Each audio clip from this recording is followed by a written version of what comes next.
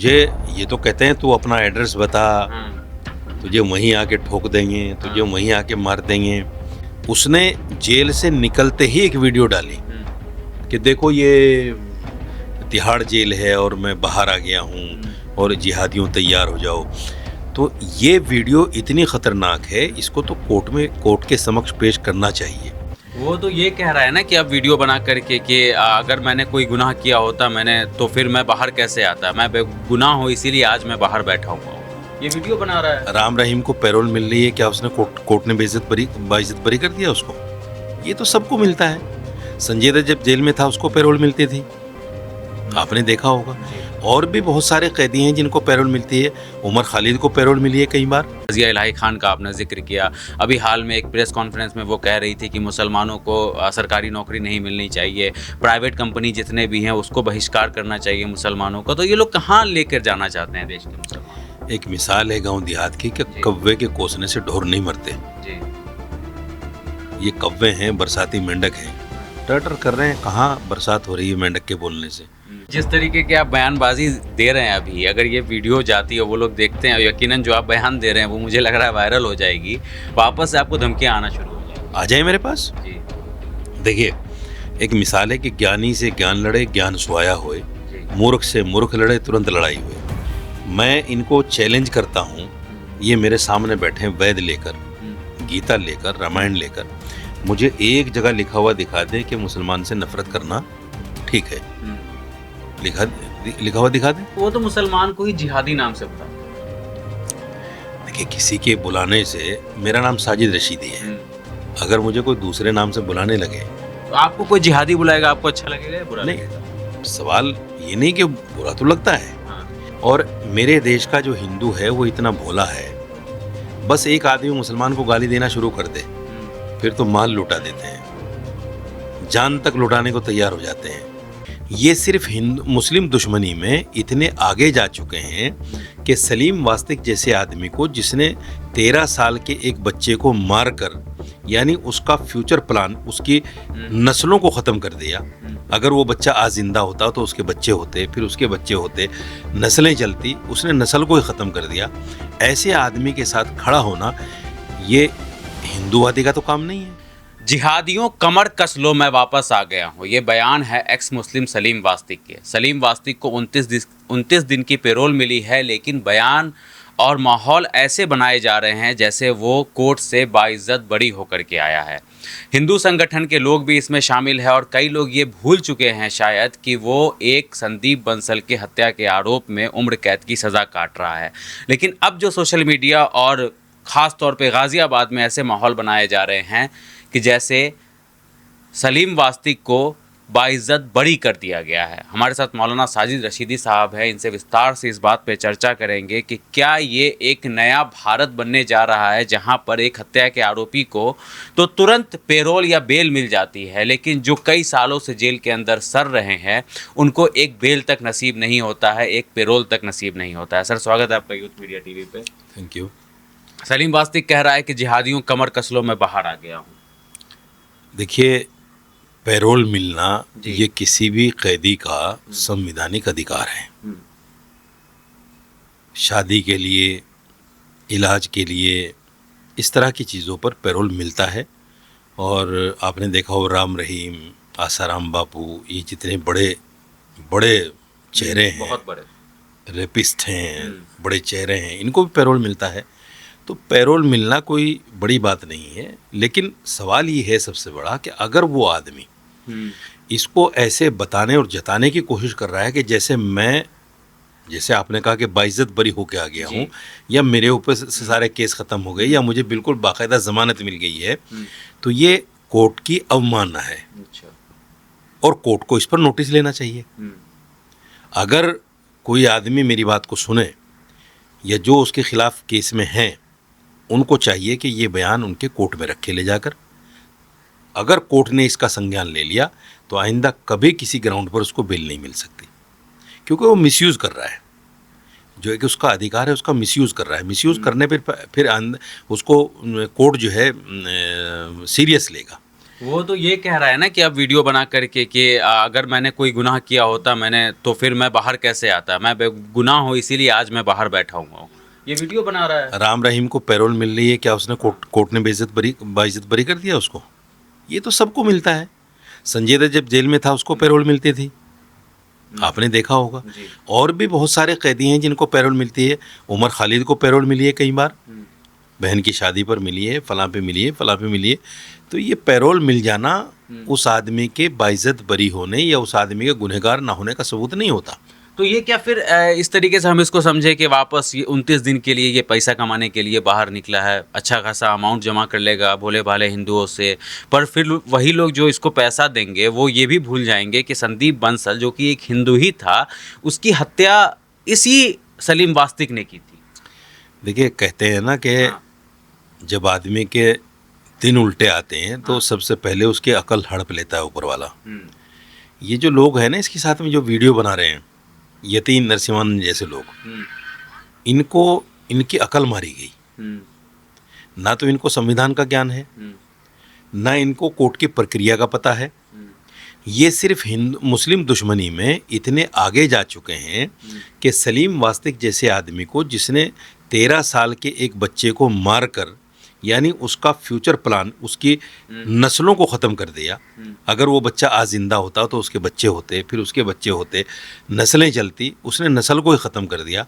ऐसे आदमी के साथ खड़ा होना ये हिंदूवादी का तो काम नहीं है, ये हिंदूवादी का काम नहीं है।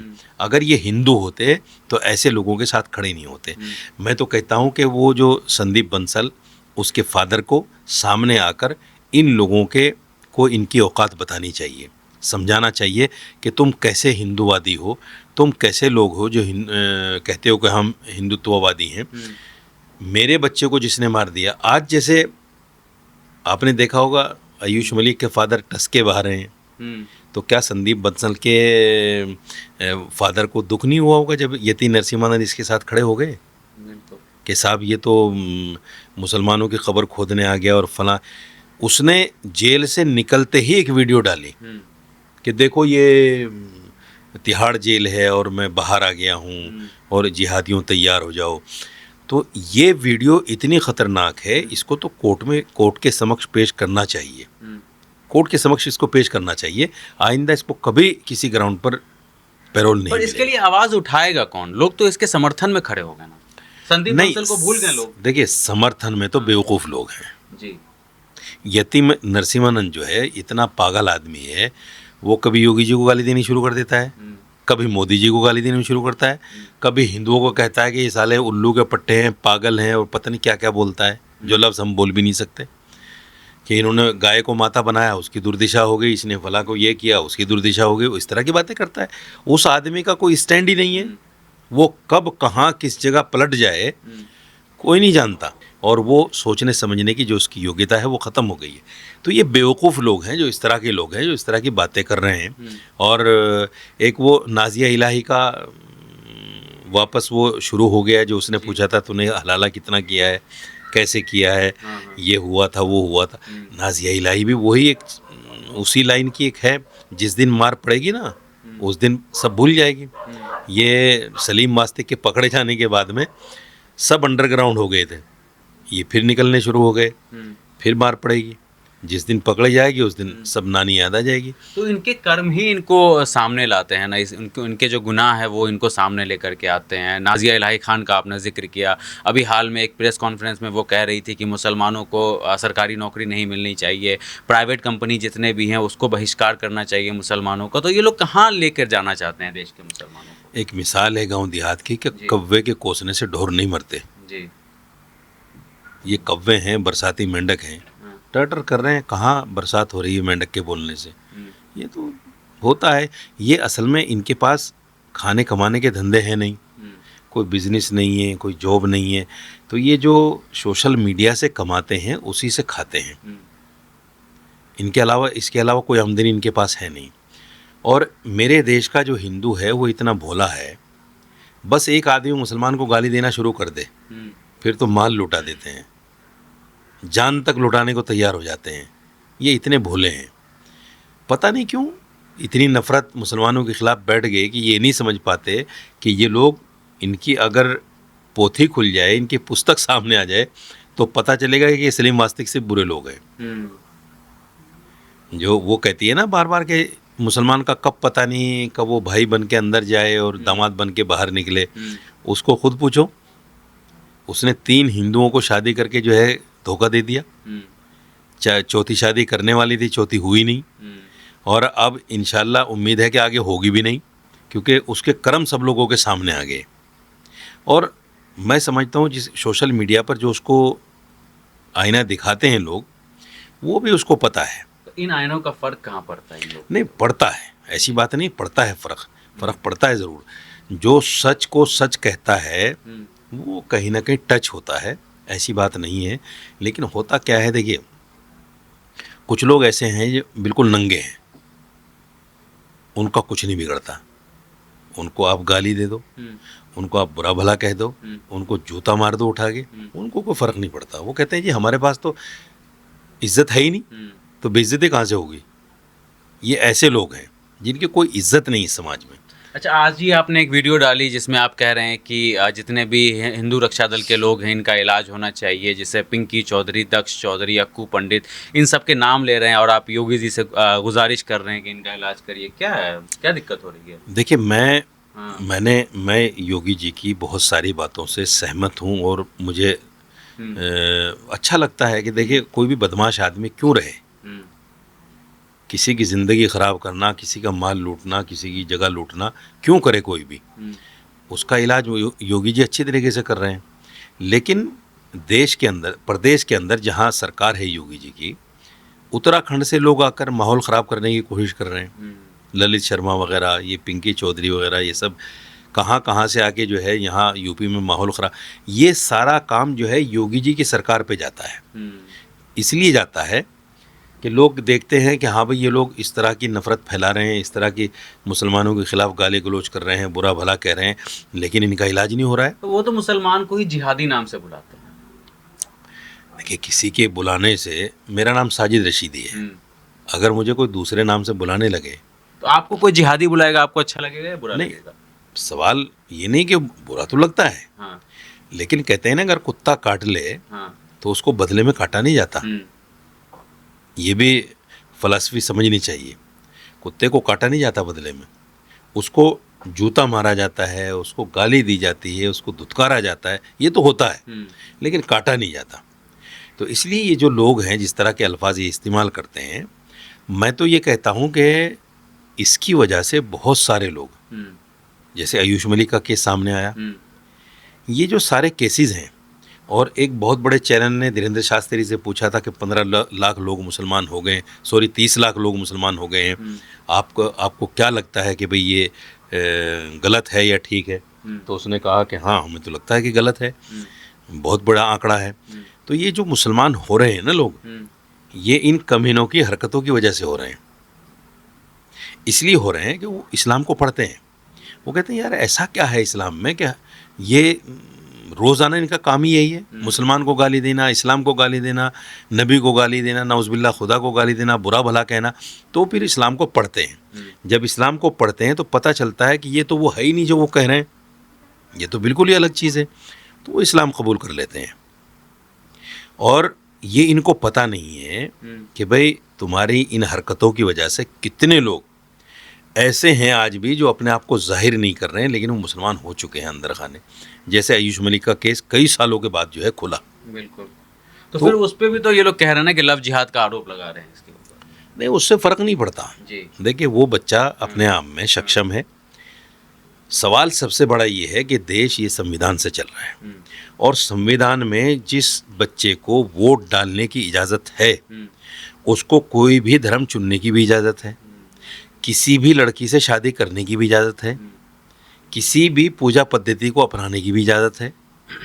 तो ये जो लोग हैं ये संविधान को जानते नहीं हैं, संविधान का ज्ञान नहीं है, ये मूर्ख लोग हैं, पागल लोग हैं, इनको तो सिर्फ नफ़रत फैलानी है। और बड़ी बात ये है कि जैसे उस लड़के ने कहा कि साहब मेरे तो रिश्ते मेरे माँ बाप से बहुत अच्छे थे, उन्होंने तो पिछली ईद में मेरे लिए सूट भी बनवाया और मैंने उनको शीर भी खिलाई, और मैं अपनी माँ से, जबकि 15-20 मिनट का रास्ता कितने का बताया उसने, मैं दिन में 3-4 बार मिलने जाता हूँ। भाई जिस दिन खुद आयुष ने आपको बैठकर ये कहा कि पिताजी मैं मुसलमान हो गया हूँ, और उसकी फ़ोटो भी आपके सामने आई टोपी लगाकर नमाज़ पढ़ते हुए, उस वक्त तो कहीं नहीं आंसू बहाए आपने। आज क्यों आंसू बहा रहे हो? वो लड़का खुद कहता है कि भाई मेरे तो ताल्लुकात अच्छे थे, आज ऐसी कौन सी वजह है कि मेरे माँ बाप मुझे कह रहे हैं कि वापस हिंदू में आ जा? ऐसी कौन सी वजह? वो खुद ही कह रहा है इस बात को, और मैं भी कह रहा हूँ, और कई जाटों की तंजीमों ने भी इस बात के लिए कहा कि भाई वो बालिग है बच्चा, वो अपने धर्म में रह सकता है। हाँ, उसको समझाया जा सकता है, अगर माने ठीक है, नहीं माने तो कोई ज़बरदस्ती थोड़े वापस करेंगे उसको आप। और ज़बरदस्ती किसी का धर्म, अगर उसको ज़बरदस्ती वापस लाया गया तो ये धर्मांतरण है। अच्छा, वो धर्मांतरण नहीं है, ये धर्मांतरण, ये धर्मांतरण है, क्योंकि संविधान ये कहता है कि जब लड़का बालिग हो जाए तो वो अपनी मर्जी से किसी भी धर्म को अपना सकता आ है। जाएगा आयुष मलिक वापस हिंदू धर्म में? नहीं, मुझे तो नहीं लगता। देखिए, मुझे तो नहीं लगता, लेकिन जिस तरीके से उस बच्चे के ऊपर प्रभाव है, दबाव है, और उसको रोज़ाना, जैसे अभी तो 3-4 दिन से उसको बिल्कुल अंडरग्राउंड कर दिया है, कोई मीडिया वाला भी वहाँ तक नहीं पहुँच रहा है। आज मैं एक बड़े चैनल की रिपोर्ट देख रहा था, उसने कहा कि अब अंदर उससे मिलने नहीं दिया जा रहा है। तो इस तरह की जो चीज़ें हो रही हैं, ऊपर वाला हिफाजत करेगा उसकी। दबाव बना रहे हैं। अगर वो सच्चा पक्का मुसलमान है तो ऊपर वाला हिफाजत करेगा उसकी। नहीं तो मुझे तो डर ये भी है कि उसकी कहीं हत्या ना कर दें, आयुष मलिक की, अगर वो ना माने। जी, अगर वो ना माने, जिस तरह से ये लोग लगे हुए हैं, हो सकता है उसकी हत्या भी हो जाए, बिल्कुल हो सकती है, क्योंकि ये इज़्ज़त का मामला बना लिया इन लोगों ने। ये मामला इज़्ज़त का बना लिया। और बड़ी अजीब बात है, देखिए मैंने एक वीडियो डाली थी अभी परसों तरसों कि मुझे लगता है कि शायद देश में 2 कानून चल रहे हैं, एक हिंदू के लिए, एक मुसलमान के लिए। अगर कोई आदमी मुसलमान से हिंदू बनता है तो उसे कहते हैं घर वापसी हो गई, और अगर कोई हिंदू से मुसलमान बनता है क्योंकि जी ये धर्मांतरण हो गया। ये कौन सा संविधान है भाई? ये कौन सा कानून है भाई? आज़ादी जैसे मुसलमान को हिंदू बनने की है, ऐसे ही हिंदू को मुसलमान बनने की आज़ादी है। ये तो संविधान खुले लफ्ज़ों में कह रहा है। तो आप एक बड़ा आरोप लगा रहे हैं, जितने भी हिंदुत्व के ग्रुप हैं, ये जो रक्षा दल हैं, इन्हीं लोगों के वजह से लोग जो है वो कन्वर्ट होकर के मुसलमान बन रहे हैं, जो हिंदू हैं। अब वो हाँ। कह रहे हैं कि हम सनातन के रक्षक हैं। अजय, रक्षक कहाँ हैं? ये तो भक्षक हैं। सवाल ये है कि अगर हिंदू ग्रंथों को, हिंदू धार्मिक किताबों को इन्होंने पढ़ लिया होता, मैं इनको चैलेंज करता हूँ, ये मेरे सामने बैठे हैं वेद लेकर, गीता लेकर, रामायण लेकर, मुझे एक जगह लिखा हुआ दिखा दें कि मुसलमान से नफरत करना ठीक है, लिखा हुआ दिखा दें। जब इनकी धार्मिक किताबों में ऐसा नहीं लिखा हुआ है कि अपने से दूसरे धर्म वालों के साथ नफरत का मामला करो, तो फिर ये जो कर रहे हैं ये धर्म है या अधर्म है? ये तो अधर्म है। तो धर्म का काम कहाँ से हो गया फिर ये? मैं तो चैलेंज कर रहा हूँ आपके चैनल के माध्यम से कि आ जाए पिंकी चौधरी, मेरे सामने बैठ के दिखा दे कि हाँ भाई ये लिखा हुआ है कि मुसलमानों को मारना चाहिए, मुसलमानों का सोशल बाइकाट करना चाहिए, मुसलमानों की मोब लिंचिंग करनी चाहिए। दिखा दो कहीं। मैंने तो पढ़ा है वेदों को, मुझे तो कहीं नहीं मिला। कोई भी धर्म नहीं आया आपको? नहीं, मुझे तो से कोई फोन नहीं आया कि आइए आके बैठते हैं, देखते हैं क्या लिखा है क्या नहीं लिखा है। कई सारे लोग हैं जो डिबेट करते हैं इन सब मामलों पे। नहीं आया, किसी का नहीं आया। आप चाहते हैं कि आए? नहीं, मुझे ये तो कहते हैं तू अपना एड्रेस बता, तुझे वहीं आके ठोक देंगे, तुझे वहीं आके मार देंगे, तुझे बीवी बच्चों तक के लिए गालियां बकते हैं, बुरा भला कहते, ये तो आता है। लेकिन ये किसी ने नहीं कहा कि हम धार्मिक किताबें लेके बैठते हैं जी, और हम आपको बताते हैं कि धर्म क्या है, क्योंकि धार्मिक है ही नहीं ना ये लोग, ये अधर्मी लोग हैं। और अधर्म का नाश होता है, अधर्म का नाश होता है। आप देखिएगा जिस दिन ये लोग मरेंगे, इनका कोई नाम लेने वाला नहीं होगा, कोई नहीं पूछेगा अक्कू पंडित कौन है, दक्ष चौधरी कौन था। अब ये जेल चले गए थे नहीं, दक्ष चौधरी भी और पिटाई हुई थी, कुत्ते की तरह लेके घसीट के लेके गए थे पुलिस वाले, कुत्ते की तरह सबके सामने मारते हुए ले जा रहे थे। और ये खुद कह रहा था कि मेरे साथ ऐसा मत करो, मैं यूँ हूँ, मैं फला हूँ। किसी ने नहीं सुनी इसकी। जब तो कहाँ चली गई तेरी औकात भाई? अगर तू हिंदूवादी के लिए, हिंदू के लिए काम कर रहा है तो हिंदू तेरे लिए खड़े क्यों नहीं हुए? नहीं, जिस तरीके की आप बयानबाजी दे रहे हैं अभी, अगर ये वीडियो जाती है, वो लोग देखते हैं, यकीनन जो आप बयान दे रहे हैं वो मुझे लग रहा है वायरल हो जाएगी, वापस से आपको धमकियां आना शुरू हो जाएंगी। आ जाए मेरे पास। जी देखिए, एक मिसाल है कि ज्ञानी से ज्ञान लड़े ज्ञान सुहाया होए, जी। मूर्ख से मूर्ख लड़े तुरंत लड़ाई हुए। अगर मूर्खतापूर्ण बात करनी है तो दे लो गाली, दो गाली, मारने की धमकी दो, कुछ भी करो। लेकिन अगर आप अक्लमंद हैं, आप हिंदू के लिए काम कर रहे हैं, हिंदू रक्षा दल जैसे आपने नाम रखा है, हिंदू रक्षा दल का मतलब ये है कि हम हिंदुओं की रक्षा कर रहे हैं, उनकी हिफाजत कर रहे हैं, तो धार्मिक किताब लेके बैठ जाओ। या तो मैं आपकी बात मान जाऊंगा या आप मेरी बात मान जाना। मैंने तो भाई साहब टीवी पे बड़े बड़े पंडितों को देखा है। मैंने कई लोगों से सवाल कर लिया कि आप पंडित हो, और पंडित से भी ऊपर कई ओहदे होते हैं इनके, बड़े बड़े आचार्य वगैरह भी बैठ गए मेरे साथ। मैंने कहा आप मुझे ये बता दो ऋग्वेद में कितने श्लोक हैं? नहीं पता। नहीं बता पाए।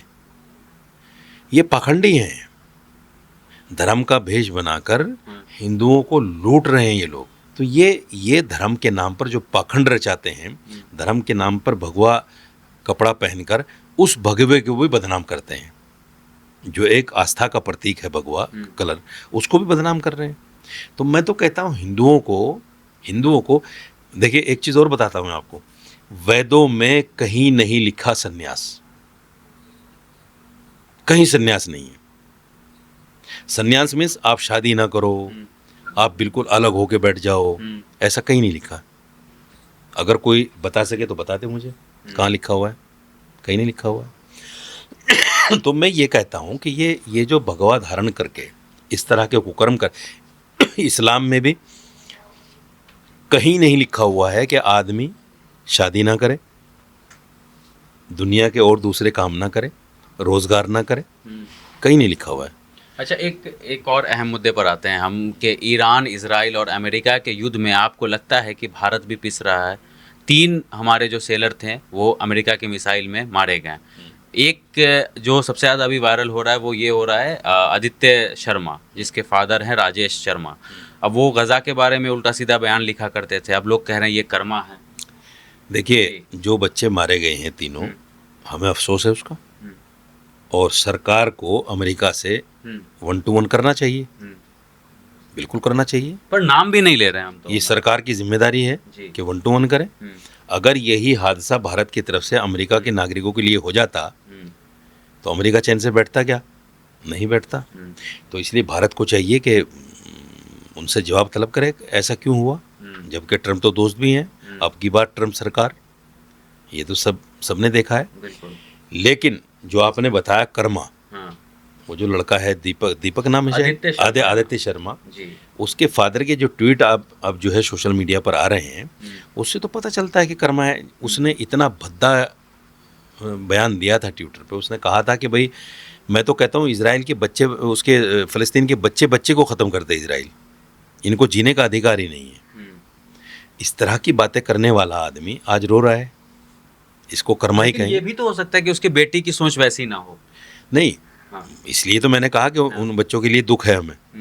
मैंने शुरू में कही ये बात, इसीलिए तो कही कि भाई बच्चे को बाप के करतूत के लिए बच्चे को इल्ज़ाम नहीं दिया जा सकता। बाप अगर डकैत है, बदमाश है, चोर है, तो बच्चे को थोड़े कहा जाएगा। कानून तो उसी को सज़ा देगा ना जो गलत काम करेगा। लेकिन देखिए, कर्म तो लौट कर आता है ना भाई। उसके औलाद की, उसके बच्चे की जान चली गई, आज वो रो रहा है। कल अगर वो दूसरे के बच्चों पर ना हंसता तो शायद आज उसके बच्चे पर कोई ना हंसता। ये तो सोचना चाहिए आदमी को। इसलिए मुस्लिम दुश्मनी में इतना अंधा इंसान को नहीं होना चाहिए कि भाई आदमी सब कुछ भूल जाए और जो चाहे बोले, जो चाहे बके। ये इस्लामोफोबिया है। इस्लाम और मुसलमान के ख़िलाफ़ जो नफ़रत भरी जा रही है लोगों के दिमाग में, ये वो है।